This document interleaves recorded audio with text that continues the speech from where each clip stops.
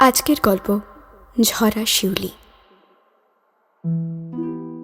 ভোর রাত্রে এক সদ্য ফোটা সুন্দরী শিউলি সকালের মৃদু মন্দ হাওয়ায় দুলছিল, আর ভোরের শিশির ভেজা নরম সূর্যকিরণ গায়ে মাখছিল।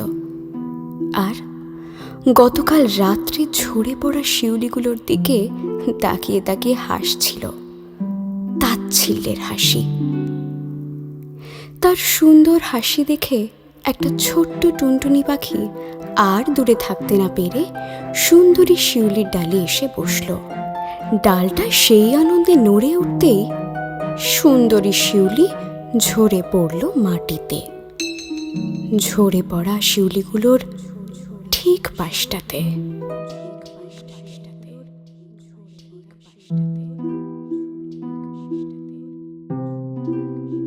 কেমন লাগলো আমাদের গল্পটি জানাতে একদমই ভুলবেন না।